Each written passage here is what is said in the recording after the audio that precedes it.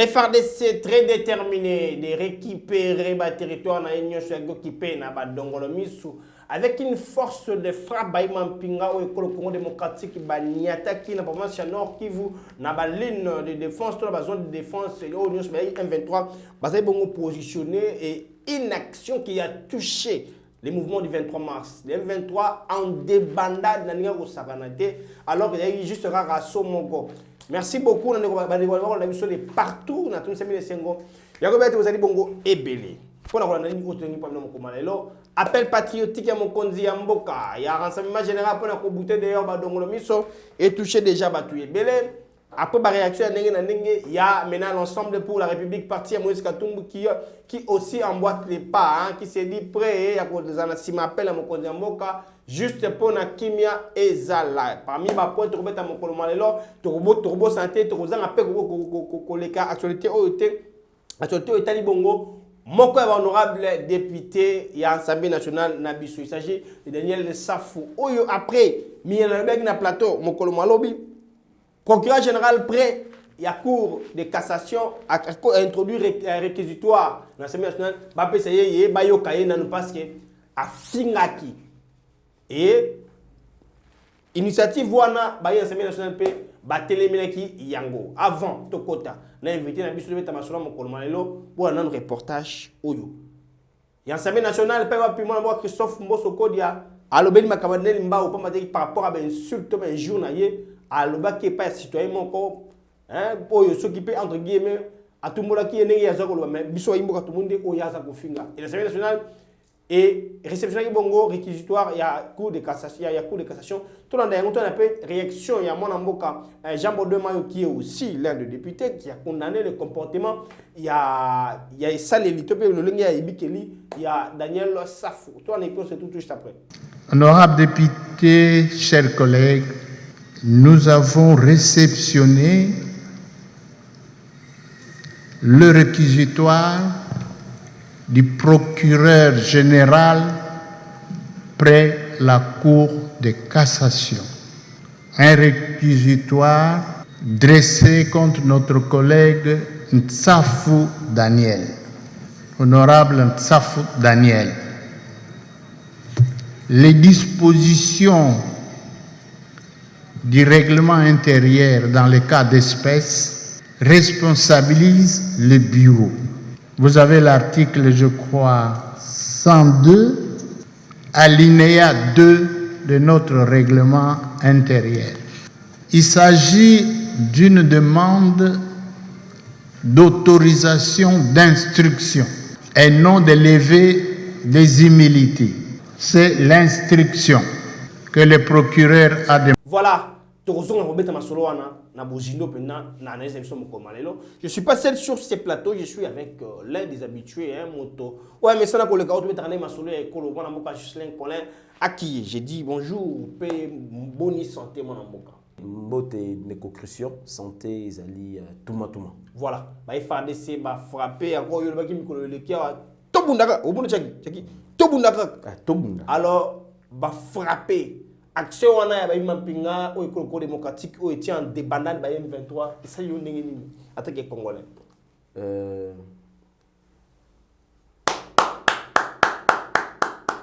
mais la bête ya ndambu po ya mobimba il faut ya donc il faut vraiment que non to yoki vraiment que non ndenge za boye Congo na biso ngona ta moko azana katité partout, tina kati ya ba institution. Ola. Tina kati ya ba institution. Ola. Tina kati ya armée. Ola. Oyebi ke bikamo wayo bima balobi viana bando yemba fali azo sala soki ni tingitong. Yeah, tingitong. Ndoka ne M23. Atayomoko. Alors, félicitations na mapinga na biso, félicitations na mokonzi ya mboka Félix Antoine Tshisekedi Tshilombo, félicitations na chef du gouvernement Jean-Michel Samalukonde Kyenge, oyo bazali kosala de toutes les façons à ce que la République démocratique du Congo ait retrouvé intégralité et paix dans la région Mobimba. Voilà. mais baïmo kamisu sur balobi mais m'appelle ba de sur Angola mais mon amour Christian biso to ça rappelle nenge to faut pas bon parler to faut pas bon sur na pourquoi to faut bon sur na tongo to si dans les comment bala monko est-ce que c'est de cette manière là qu'on devait aller malgré tout ça bien bilaté mais na ninga observation ninga analyse na yo na lengi wana to ko kenango te tokoki kokende bongo te en gaspillage, voilà des munitions ou encore tokende bongo parce que comme aloko sentiment ya musique ezobeta non ba ciblaka to cibler to beti to avancer jusqu'à ce que to zongisi quand on frappe comme ça on doit se rassurer, on se rassure que to frapper cible, to frapper place où vraiment essengela qui ko frapper et puis to zali ko avancer jusqu'à ce que to ko récupérer ba partie nyonso ya mboka na biso ezali na maboko ya Mungu na lelo. Merci beaucoup meko tomboka te mutuna mibale yango eza par rapport à opération ba ifa de ba minaki lobi otie M23 en débat. Je continue de le dire M23 ça y communiquer lobby ba lobby o ba ifa de ba beti ba civil ba bombarder to connaît bombardement o pas matin kata bombardement wana ba civil ba kufi c'est selon la déclaration de M23 mais bazali prêt ya ku fana na table de négociation na gouvernement congolais te n'est sur la question te boyi mais des diplomatie te na lobby boyi biso to ko négocier na bango te on négocie pas avec les groupes armés. On peut encore négocier avec le Rwanda parce que c'est une nation. La RDC, c'est une autre nation. Les nations peuvent négocier. Mais une nation comme la République démocratique du Congo négocier avec les groupes armés. Et puis, des terroristes. Non. Terroristes, non. Mais, Yobi, tu négocies na Bangote. Déjà, il le président de la République avait dit que tu négocies na Bangote. Mais, aux hommes, on a dit que Nassimana Bango, ça n'a pas tout le monde au Tindika Bango. Parce que le Rwanda avait dit qu'on puisse négocier. Que l'Union africaine, l'Union CAC, Balbaki, Tofanda, Tosola, Tozonga, Susuna, Kenya, mais M23 Bazana 4. Au moment où il y a tout le monde qui au Tindika Bango, on a posé Bisso Bango, Tosola, Bango. Au moment où négociation, il faut comprendre. Na minute où tokoki kokene na négociation na ba M23 te. Pourquoi? Bazala qui na chance ya kokota na ba négociation soit ko vanda autour d'une table ya ba négociation wana. Mais ba mi monaki makasi. Voilà, ba bimaki ba boyaki. Tango chef de l'État azalaki ko effectuer ba voyage diplomatique ko kende ko luka ko solola to ça la nengenini. Si à cette époque-là, si à ce moment-là, bandimaki nenge chef de l'État yaki to solola eza nengenini ngai nazana posate na est ya république bobo makanenge bozobo maana. Bazalaki na chance et belé ya kokota na négociation mais baboyaki. Et puis, bazali ko senga négociation au M23 à côté. M23 azali ko kota na négociation. Pona ko luka nini. Voilà. M23 na est mboka na biso. Réclamation na ye réellement. Ezalaka nini. Potozwa, oui, potozwa bango. To pesa ye solution. Ou soit poto ndimela bango na négociation. Et puis, lelo oyo yebanike ba M23 eza ceux qui ndenge nini te mais ce sont le militaire ya Rwanda. Ce sont les militaires rwandais.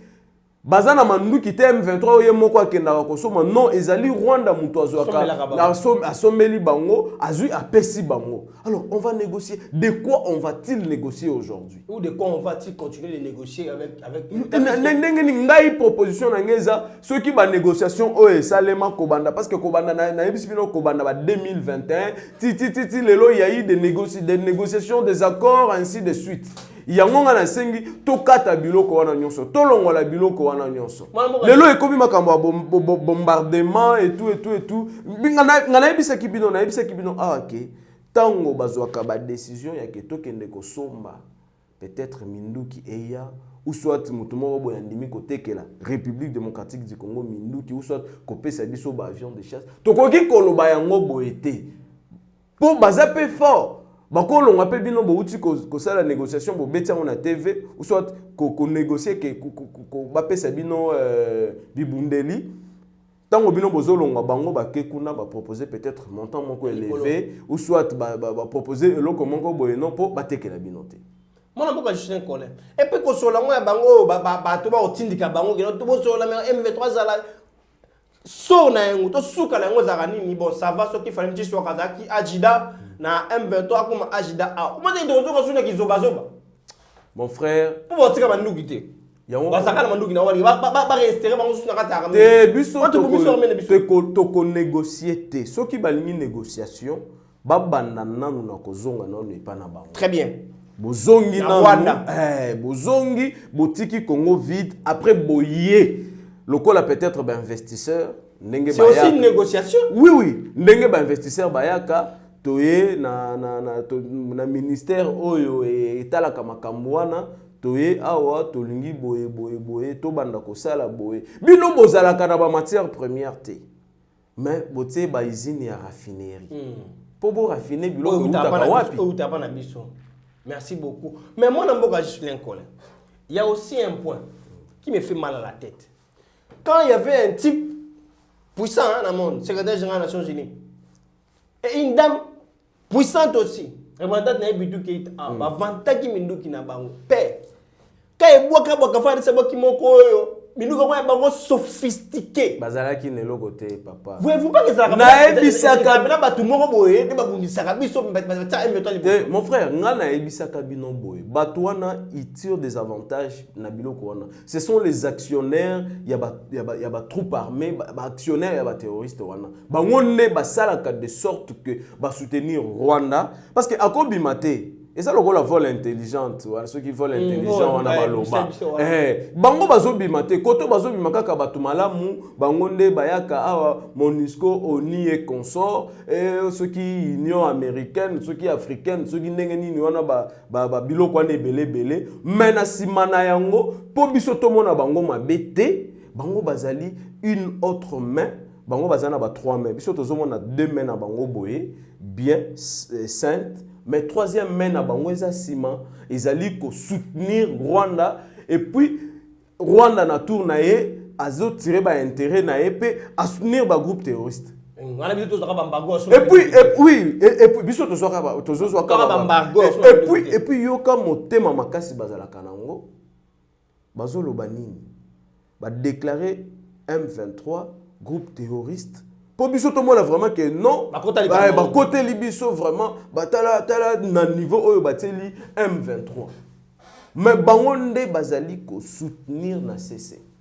Mais là, quelle peut être la position actuelle? Il y a FARDC na makambi ko na biso mbade ba msuwa ni sabango no to ki na négociation to ti na diplomatie au moins que sur le père tobunda ngani ndo tiango tobunda wana et ningisi bango parce que Kagame a juste père il y a avion moko koleka n'importe mpoka na ye abandi mais biso na pote la biso tongo midi poko aboma biso ah voyez-vous pas que c'est un complot atini ndoko za na yango tu as toujours ouvert na ba appel ezaya Washington ezaya wapi négocier na ba M23 négocier na bango et consort. Mon frère na biloko na nzunga biloko olia mai na mafuta esangana ka jamais ata na moteur ya mutuka mai na mafuta yango tout ezala na kati ya moteur non mais esangana ka te mafuta ezala côté nango mai côté nango. Qu'est-ce que je vais dire?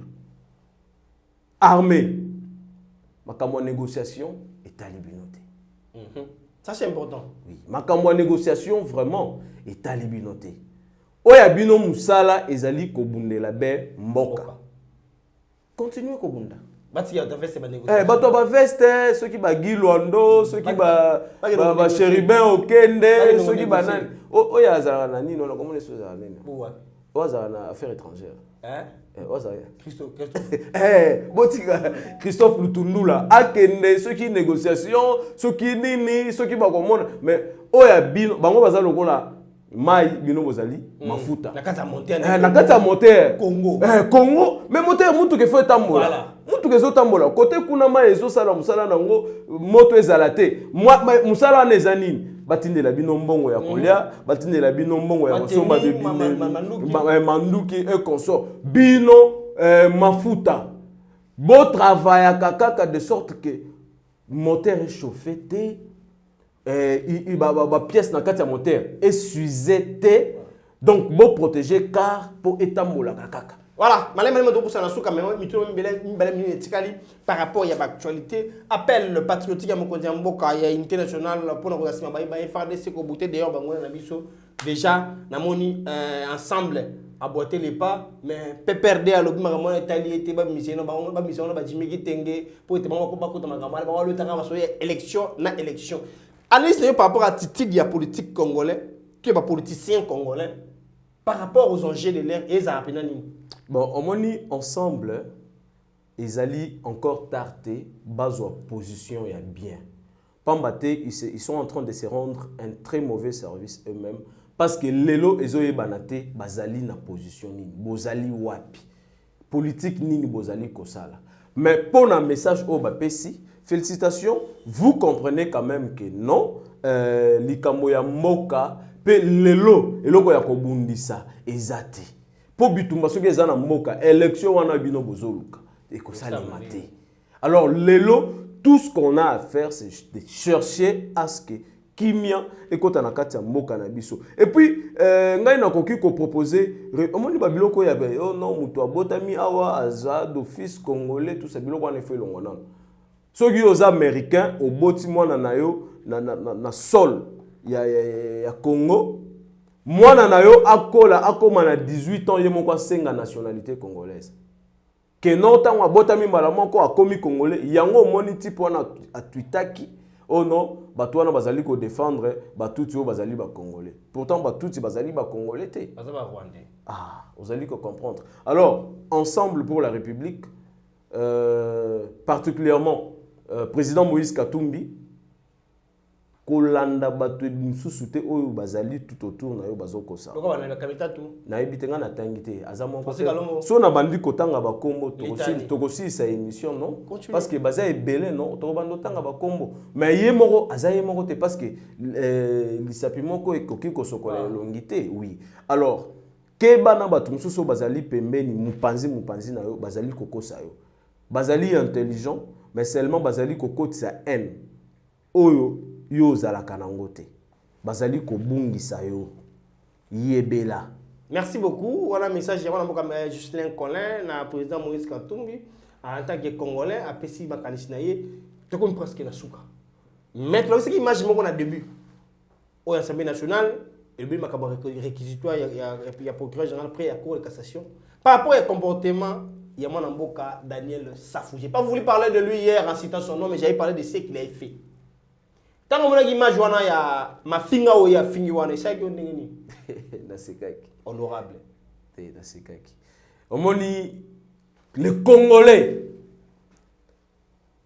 na ba élection ezoya tout ça là de sorte que le plus âgé il y a Assemblée nationale azala na 39 ans. Quel ratissage. Te mais nazo ebisa o vérité. Ngai eloko nga na koloba na makambo wana kaka yango wana toza na posa na minute to développer mboka na biso toza na posa ya ba distraction te juste question musa muke o blague ja suka na mongo muke tsela moto si ça ba législature sur les cas parlement tout oyo mo yango ndengeni tellement ils allaient qui folle au fait oyo ndeko Kabila pesa ki bango yango zomona makambo nyonso zomona mais la tête bazali bato bazali vraiment ko travailler pour na mboka lokola ba député bazali mais distraction eza ebele si on peut parler en termes de pourcentage il y a distraction papa so nyomo na vraiment que bati pour na basakanaka kende na kati participer à na plein est-ce que balala participer na plein te libanda bazaka les honorables et tout ba glace ya mituka likolo et tout oui les honorables ceux qui au livre vraiment au monde que non bazaba honorable te kende na parlement participer kaka une fois ne au monde vraiment que non basili sa ko sakana djemba te bakenda ko si c'est la ngokuna basili sa ko beta ko munana nzela te koko dinité bakisalela ngokuna. Ça c'est profond. C'est vraiment profond. Merci beaucoup. Le peuple congolais, Bozala, surtout la jeunesse, je fais appel à vous. Bissonne toko voté Mingi, le député le plus âgé, il y a tout ezoya azala 39 ans. Merci beaucoup. Botika manamu kimi anzambe umela kwa botabino. Mbote bandeko nanga nyonso bozali na kati ya RDC na elibino nini lelo na elibino lisolo ya RDC Monde. RDC Monde ezali nini ezali association oyo tosangisaka bambongo po ete to contribue pe na développement na kati ya mboka na biso. Na RDC Monde transparence ezali, na RDC Monde bolingo ezali. Soki otie mbongo na yo okoyeba place ezokende ezosala nini, tozokende liboso muke toza batu te oyo ke tobandi eloko apres tozongi sima te, tozali wana boya totonga mboka elongo bandeko. C'est bien votre informaticien Jean-Paul Canida qui vous salue et vous présente le bilan de RDC Monde 2021. Alors j'ai dit bravo à tous les membres qui ont gardé leur cap de versement mensuel et annuel pendant cette période de Covid. Comme vous voyez, la Suisse reste toujours devant la Belgique, la France, le suivi des États-Unis, l'Allemagne. Mais en tout cas, bravo pour tous les pays qui ont participé. Notre but, c'est d'atteindre 100 000 pour commencer notre premier projet Grand Duo et même peut-être plus de projets. À la banque, actuellement, nous avons 59 168 000. Alors, mes frères et sœurs, RDC Monde, ceux qui hésitent, venez. N'hésitez plus. Allez, RDC Monde, toujours de l'avant. Merci.